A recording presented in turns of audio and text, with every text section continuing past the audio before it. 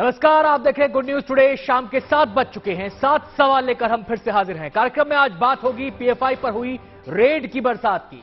कल आधी रात के बाद देश की सर्वोच्च जांच एजेंसी एनआईए ने पीएफआई के खिलाफ सर्जिकल स्ट्राइक कर दी। पीएफआई के खिलाफ अब तक की सबसे बड़ी कार्रवाई में एनआईए ने 11 राज्यों में इस संगठन के ठिकानों पर एक साथ रेड मारी। आज हमारे सातों सवाल इसी मसले के इर्द गिर्द होंगे और शुरुआत कर लेते हैं अपने पहले सवाल से। हमारा पहला सवाल अब आपके सामने है और सवाल है, पीएफआई के खिलाफ एनआईए की कार्रवाई में अब तक क्या हुआ। पीएफआई के खिलाफ जांच एजेंसियों को देश विरोधी गतिविधियों में लिप्त होने की काफी दिनों से शिकायत मिल रही थी। इसको देखते हुए आज एनआईए ने पूरी योजना के साथ पीएफआई के ठिकानों पर दबिश दी और 100 से ज्यादा लोगों को गिरफ्तार कर लिया।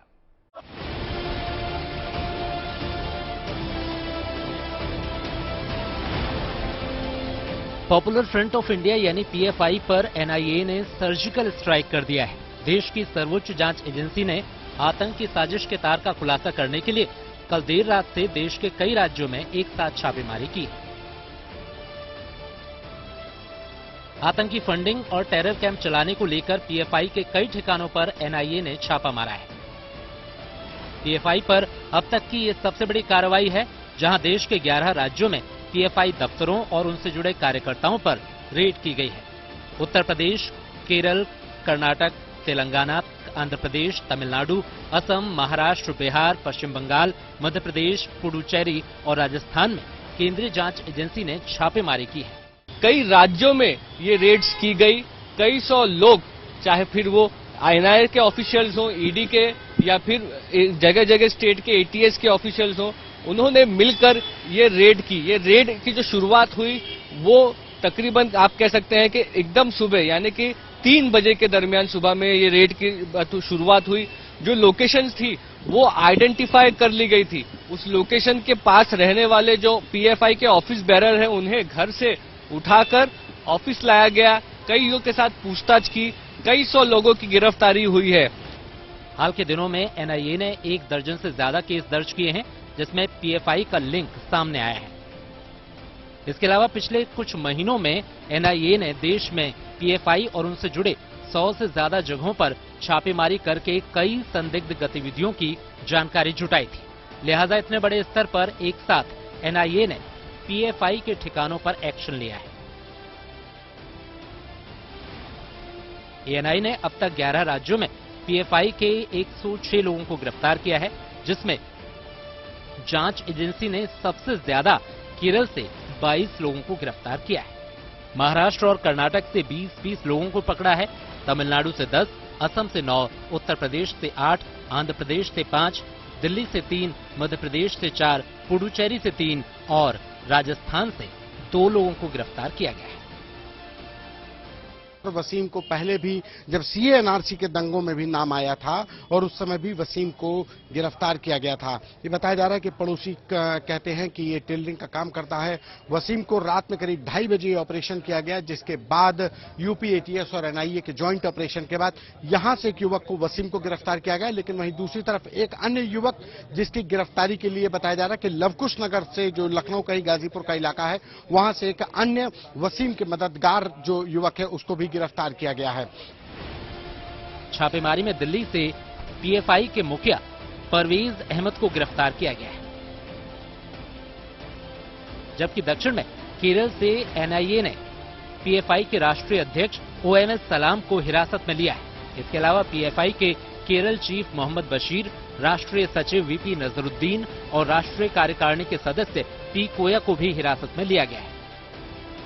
एनआईए की जो तफ्तीश है, उसके साथ साथ जो छानबीन है, जो रेड्स है, वो खत्म होते ही हमने देखा कि किस तरीके से पीएफआई के जो सदस्य हैं वो यहाँ पर पहुंच जाते हैं और यहाँ पर नारेबाजी वो करते हैं। हालांकि वो लोग गो बैक का स्लोगन लगातार उठा रहे हैं और जो कहा जा रहा है, जिस तरीके से तफ्तीश यहाँ पर चल रही थी और ये सिलसिला पीएफआई से जुड़ते नहीं दिख रहे हैं, ऐसा उनका मांग है। हम देख सकते हैं प्लैकार्ड और पोस्टर लिए वो यहाँ पर पहुंच चुके हैं। जहां तक एनआईए का कहना है कि ये जो ऑफिस है, ये पीएफआई का ऑफिस था। यूपी में हाल ही में जुमे की नमाज के बाद कई शहरों में हुई हिंसा के बाद भी पीएफआई का नाम सामने आया था। इससे पहले यूपी सरकार केंद्र सरकार से पीएफआई पर प्रतिबंध लगाने की मांग कर चुकी है। यूपी के उप मुख्यमंत्री ने दावा किया है कि इस छापे के बाद पीएफआई का सच सामने आ जाएगा। पीएफआई निश्चित तौर से सिमी का बदला हुआ रूप है और वह बदले हुए रूप में तमाम देश विरोधी, समाज विरोधी गतिविधियों का हिस्सा बनती है। तो आज एनआईए की जो छापेमारी है उसमें बहुत कुछ सामने आ रहा है, लेकिन उसके संबंध में छापेमारी के बाद जो भी विषय आएगा वो एनआईए के माध्यम से बताया जाएगा। एनआईए सूत्रों के मुताबिक इस छापेमारी में कई पीएफआई के दफ्तरों और कार्यकर्ताओं के पास से कई आपत्तिजनक दस्तावेज बरामद हुए हैं। दिल्ली से जितेंद्र बहादुर, हिमांशु मिश्रा, लखनऊ से संतोष कुमार और कोलकाता से ऋतिक मंडल के साथ bureau report, good news today. PFI के खिलाफ छापे वाला ये एक्शन रातों रात नहीं हुआ है। इस संगठन पर लंबे समय से सवाल उठते रहे हैं। इस संगठन की गतिविधियां संदेह के दायरे में रही हैं। हमारा दूसरा सवाल अब आपके सामने है और हमारा सवाल है, क्या पीएफआई के खिलाफ रेड की स्क्रिप्ट पहले ही लिखी जा चुकी थी? दरअसल कहा यह जा रहा है कि पीएफआई पर ऑल इंडिया रेड की स्क्रिप्ट पिछले महीने ही लिख ली गई थी। बताया जाता है कि 29 अगस्त को अमित शाह की बैठक में जांच एजेंसियों को रेड के लिए होमवर्क करने के संकेत दे दिए गए थे। पूरी कार्रवाई बेहद गोपनीय थी, जिसकी वजह से संगठन के नेताओं को संभलने तक का मौका नहीं मिला।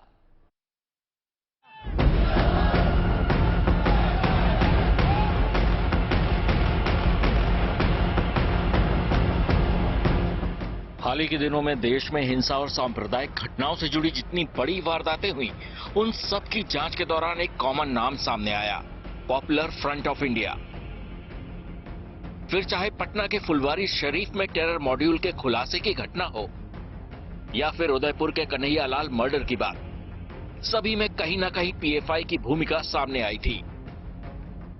इन सबको देखते हुए पीएफआई पहले से ही जांच एजेंसियों के निशाने पर था, लेकिन पीएफआई को अचानक चौंकाने वाला झटका देने से पहले एनआईए ने पूरी तैयारी की। इसके बाद एनआईए ने पीएफआई के इर्द गिर्द ऐसा जाल बुना जिससे पीएफआई के नेताओं को संभलने का मौका ही नहीं मिला। ना तो वो भाग सके और ना ही कुछ छिपा सके। एनआईए ने गोपनीय तरीके से मध्य रात्रि के बाद अलग अलग राज्यों में छापेमारी शुरू की और पीएफआई के कार्यकर्ताओं को दबोचना शुरू किया। बड़ी संख्या में एनआईए के अधिकारी पीएफआई दफ्तरों और उनके नेताओं के घर पहुंचने लगे और उन्हें दबोचने लगे। पीएफआई पर एक्शन की स्क्रिप्ट करीब 1 महीने पहले तैयार हो गई थी। गृह मंत्री अमित शाह ने सभी अधिकारियों के साथ बैठक की थी, जिसमें ये तैयार किया गया कि जो भी देश विरोधी गतिविधियों को अंजाम देने वाले संस्थान हैं, उनके खिलाफ कार्रवाई होनी चाहिए। यही वजह है कि पीएफआई पर आज का दिन चुना गया और इनके खिलाफ कड़ी कार्रवाई आज की गई। करीब 106 जगहों पर एनआईए ने पीएफआई के अलग अलग स्थानों पर छापेमारी की, तो वहीं 106 लोगों को गिरफ्तार भी किया गया है। दरअसल हाल ही में पटना के फुलवारी शरीफ में एनआईए को एक ऐसे टेरर मॉड्यूल की जानकारी मिली थी जो न केवल मुस्लिम युवाओं को हथियार चलाने की ट्रेनिंग दे रहा था, बल्कि 2047 तक भारत को मुस्लिम राष्ट्र में बदलने की योजना पर काम कर रहा था।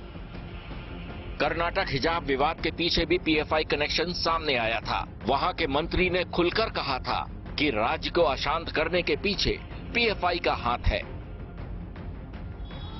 इससे पहले यूपी में जुमे की नमाज के दौरान हिंसा और सीए और एनआरसी की हिंसा के दौरान भी पीएफआई की भूमिका संदेह के घेरे में थी। आपने हाल ही में देखा बिहार में जो इनका प्लान 25 साल का आपने देखा किस तरह ये गज़वाए हिंद करना चाहते हैं और ये बेसिकली एंटी नेशनल एक्टिविटीज में इन्वॉल्व है और इसका स्टूडेंट विंग भी है कैंपस फ्रंट ऑफ इंडिया और पॉलिटिकल विंग है एसडीपीआई। यूपी में हिंसा के बाद यूपी सरकार ने केंद्र सरकार से पीएफआई पर बैन लगाने की मांग की थी, लेकिन सूत्रों की माने तो पीएफआई ने इसके लिए पहले से ही प्लान तैयार कर लिया है। पीएफआई ने इसके लिए कई अलग अलग विंग बनाए हैं, जैसे Social Democratic Party of India, Campus Front of India, National Women's Front, All India Imams Council, All India Legal Council, Rehab India Foundation. अगर आज की रेड के बाद सरकार ने पीएफआई पर प्रतिबंध लगाने का फैसला कर भी लिया तो वो फिर से नाम बदलकर सामने आ जाएगा, जैसा सिमी ने प्रतिबंध के बाद खुद को पीएफआई के रूप में बदल लिया था। एक तरफ केंद्रीय जांच एजेंसियों का शिकंजा पॉपुलर फ्रंट ऑफ इंडिया पे कसता जा रहा है, तो वहीं दूसरी तरफ पॉपुलर फ्रंट ऑफ इंडिया ने इस तरह की कार्रवाई की आशंका बहुत पहले ही तय कर ली थी और इसी वजह से पॉपुलर फ्रंट ऑफ इंडिया ने अपने ही अंदर कई सारे छोटे छोटे संगठनों को बनाया, जैसे कि campus Front of India, national women forum, HRDF जैसे अलग अलग संगठनों को बनाया गया, ताकि जब भी केंद्रीय जांच एजेंसियों की कार्रवाई शुरू होती है तो इस तरह के छोटे छोटे संगठन पीएफआई के एजेंडे को देश भर में आगे बढ़ाते रहे। पीएफआई का दावा है कि देश के कई राज्यों में इसकी शाखाएं हैं, लेकिन इस वक्त सभी ठिकानों पर केंद्रीय जांच एजेंसियों की निगाहें हैं। दिल्ली से जितेंद्र बहादुर सिंह के साथ अरविंद ओझा, गुड न्यूज टुडे। पीएफआई के खिलाफ पहले भी एक्शन हुआ है, लेकिन उस एक्शन का दायरा इतना व्यापक नहीं था जितना इस बार है। जिस पैमाने पर कार्रवाई हुई है उससे लगता है कि जांच एजेंसियां काफी पहले से पीएफआई की कुंडली खंगाल रही थीं। नजर हमारे तीसरे सवाल पर, और हमारा सवाल है पीएफआई के खिलाफ कार्रवाई का मकसद क्या है। आइए देखते हैं इस मसले पर क्या कहना है एक्सपर्ट का। बहुत जरूरी था। इनफैक्ट ये जो पीएफआई है इसकी जानकारी काफी सालों से देश विरोधी गतिविधियों में इन्वॉल्वमेंट के बारे में आ रही थी। इन पिछले 5 सालों में इसका फैलाव काफी दूसरे स्टेट्स में, कर्नाटका, आंध्रा और इवन नॉर्दर्न स्टेट्स, दिल्ली और यूपी, राजस्थान, इन सारी रियासतों में, बिहार में, सब में आ गया। देर आए दुरुस्त आए, और लेकिन ये एक्शन ज़रूरी था। और मैं तो ये भी डिमांड करता हूँ कि इस पर बैन लगना चाहिए और उसके जितने भी एसेट्स हैं और इसके अकाउंट्स हैं उनको सीज करना चाहिए। वो मुझे उम्मीद है जो एनआईए और ईडी लगे हैं वो इस पे कार्रवाई करेंगे, और इसकी जो फंडिंग बाहर से आती है उस पे नजर रखनी चाहिए, क्योंकि बहुत सारी देश विरोधी ताकतें हैं जो भारत को ग्लोबल पावर नहीं बनना देना चाहती। पीएफआई का नाम विवादों में पहली बार नहीं आया है। हाल के दिनों में देश और समाज विरोधी कई गतिविधियों से कहीं ना कहीं पीएफआई का नाम जुड़ा है। हाल ही में पटना के फुलवारी शरीफ में पीएफआई का विजन डॉक्यूमेंट बरामद हुआ, जिसमें अगले 25 सालों में देश को मुस्लिम राष्ट्र में बदलने की योजना कलमबद्ध की गई थी। ऐसे में हमारा चौथा सवाल अब आपके सामने है, और हमारा सवाल है कब कब विवादों में रही है पीएफआई। पीएफआई के विवादों वाली कुंडली की जानकारी दे रहे हैं हमारे संवाददाता जितेंद्र बहादुर सिंह।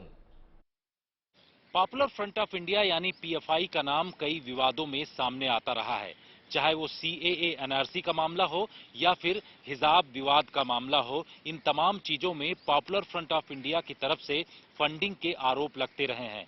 हाल ही में एनआईए ने 1 दर्जन भर एफआईआर दर्ज की हैं, जिसमें ये पता चला है कि पॉपुलर फ्रंट ऑफ इंडिया के लोग उसमें जुड़े हुए थे, चाहे वो पटना के फुलवारी शरीफ का मामला हो या फिर कर्नाटक में प्रवीण नेत्तारू की हत्या का मामला हो। इन तमाम चीजों पर एनआईए ने जो एफआईआर दर्ज किया है उसके पीछे किसी न किसी रूप में पीएफआई का नाम आता रहा है।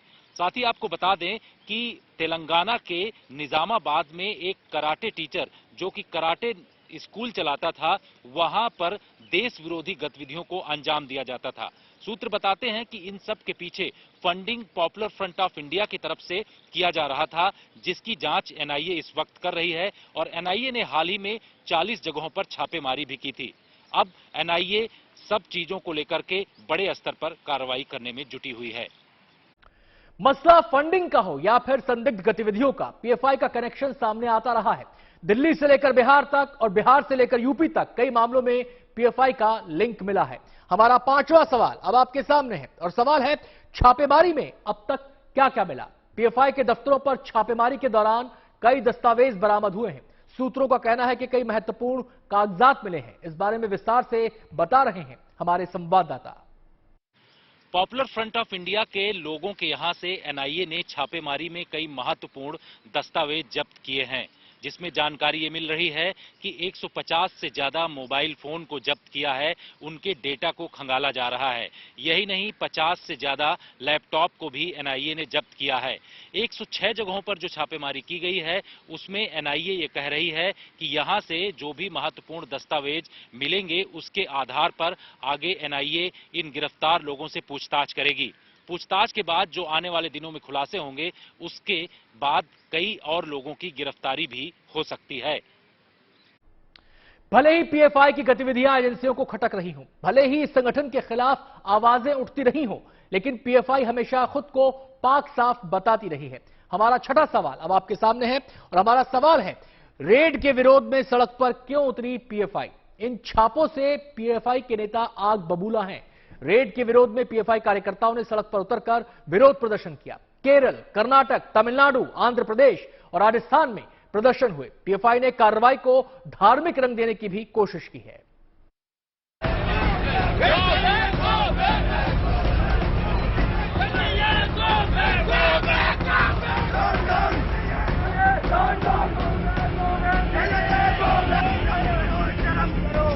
एनआईए के छापों को लेकर देश के अलग अलग हिस्सों में इस वक्त बवाल मचा हुआ है।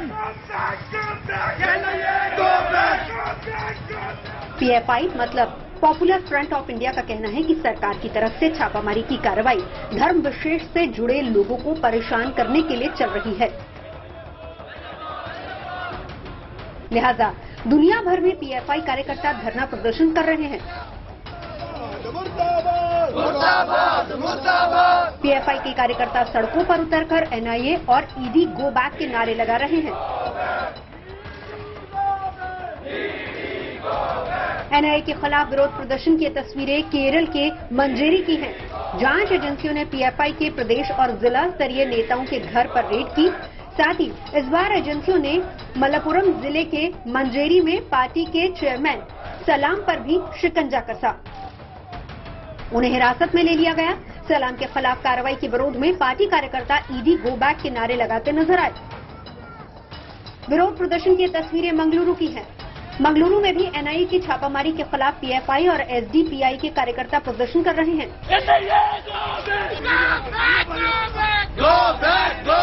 यहाँ प्रदर्शनकारियों ने एनआईए गो बैक का नारा लगाया। पुलिस प्रशासन ने बहुत हद तक प्रदर्शनकारी को नियंत्रण करने की कोशिश की, लेकिन बात नहीं बनी। यहाँ पुलिस प्रशासन प्रदर्शनकारियों को हिरासत में लेते नजर आए।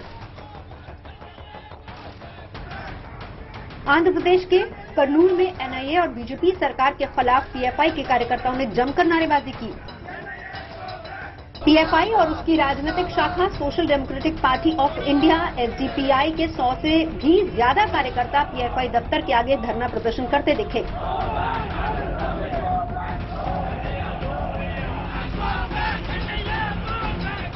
केरल के मलप्पुरम में पीएफआई के सैकड़ों की संख्या में कार्यकर्ताओं ने एनआईए के खिलाफ विरोध प्रदर्शन किया।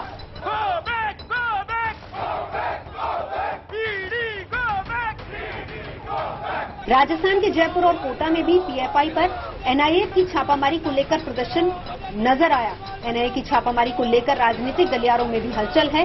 बीजेपी का कहना है कि देश विरोधी ताकतों के खिलाफ कड़ी कार्रवाई जरूरी है। मैं ये जरूर कहूंगा, पीएफआई आज एक आतंकवादी संगठन है जो भारत विरोधी काम करता है। वहीं दूसरी तरफ विपक्षी पार्टियों का कहना है कि सरकार एनआईए और ईडी का सहारा लेकर धर्म विशेष को टारगेट करने में लगी हुई है।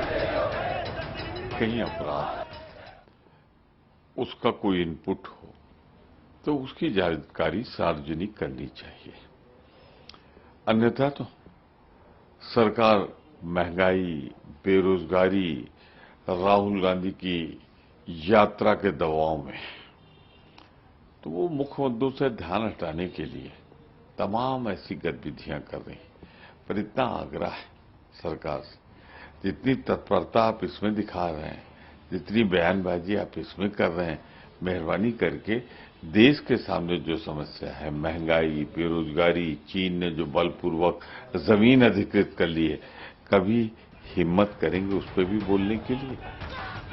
बहरहाल एनआईए की छापामारी देश के लगभग 11 राज्यों में जारी है। पीएफआई के ठिकानों की सघन तलाशी ली जा रही है और अब तक 106 लोगों को हिरासत में लिया जा चुका है। Bureau report, good news today. PFI के खिलाफ बड़ी छापेमारी के बाद आज गृह मंत्रालय में इसको लेकर एक बैठक हुई। कहा जा रहा है कि इस बैठक में इस रेड के बारे में गृह मंत्री अमित शाह को पूरी जानकारी दी गई। ऐसे में हमारा 7वां सवाल अब आपके सामने है और हमारा सवाल है, इस मामले में गृह मंत्रालय की बैठक में क्या हुआ। इस बैठक के बारे में विस्तार से बता रहे हैं हमारे संवाददाता जितेंद्र बहादुर सिंह। देश भर में एनआईए की जो आज छापेमारी हुई है उसको लेकर के केंद्रीय गृह मंत्री अमित शाह ने एक बैठक की। इस बैठक में एनएसए अजीत डोभाल के साथ साथ एनआईए के डीजी और आईबी चीफ मौजूद थे, जिसमें एनआईए के डीजी ने इस पीएफआई पर जो आज छापेमारी हुई है उसको लेकर के विस्तृत जानकारी केंद्रीय गृह मंत्री अमित शाह को दिया है। सूत्र बताते हैं कि आने वाले दिनों में जिस तरीके से सबूत गृह मंत्रालय और दूसरी जांच एजेंसियां पीएफआई को लेकर के इकट्ठा कर रही हैं, उस पर बड़ी कार्रवाई आने वाले दिनों में पीएफआई पर लगाया जा सकता है, क्योंकि पीएफआई जिस तरीके से देश विरोधी गतिविधि को अंजाम दे रहा है, साथ ही जो टेरर फंडिंग है उसको भी कर रहा है। उसके बाद एनआईए ने आज छापेमारी की थी। अब ये बताया जा रहा है कि पॉपुलर फ्रंट ऑफ इंडिया को बैन करने की भी सिफारिश आने वाले दिनों में की जा सकती है।